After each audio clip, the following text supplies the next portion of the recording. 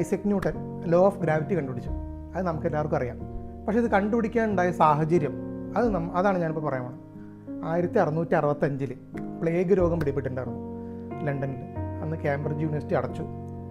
അപ്പോൾ ഈ ന്യൂട്ടന് വീട്ടിലേക്ക് പോകേണ്ടി വന്നു, ഗ്രാമത്തിലേക്ക് പോകേണ്ടി വന്നു. അവിടെ പോയിട്ട് അദ്ദേഹം വീട്ടിലിരിക്കുകയാണ്. സമയം ചിലവഴിക്കാൻ ഒന്നുമില്ല, ഫ്രണ്ട്സ് ഇല്ല, പ്രൊഫസേഴ്സ് ഇല്ല, അവിടെ ഡിബേറ്റ് ചെയ്യാൻ ആളില്ല, അല്ലെങ്കിൽ കണ്ടുപിടിക്കാനൊന്നുമില്ല, പുസ്തകങ്ങളില്ല. അപ്പോൾ ഇദ്ദേഹം എന്ന് വെച്ച് കഴിഞ്ഞാൽ എല്ലാ ദിവസവും തോട്ടത്തിൽ പോയിട്ടിരിക്കും. അങ്ങനെ പോയി അവിടെ ഇരിക്കും, വെറുതെ ഇരിക്കും, ഒന്നും ചെയ്യാനില്ല.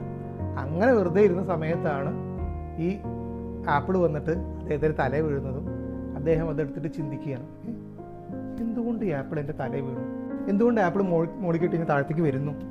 അപ്പോൾ അതിൻ്റെ പിന്നിലെ ശാസ്ത്രം എന്താ കണ്ടുപിടിച്ചത്? ഇത് എങ്ങനെ വന്നു വെച്ച് കഴിഞ്ഞാൽ അദ്ദേഹം അവിടെ ബോർഡം ഫീൽ ചെയ്തുകൊണ്ടാണ്. നമ്മൾ ബോറടിച്ചിരുന്നാൽ മാത്രമേ നമുക്ക് പുതിയതായിട്ടൊരു കാര്യം കണ്ടുപിടിക്കാൻ പറ്റുള്ളൂ.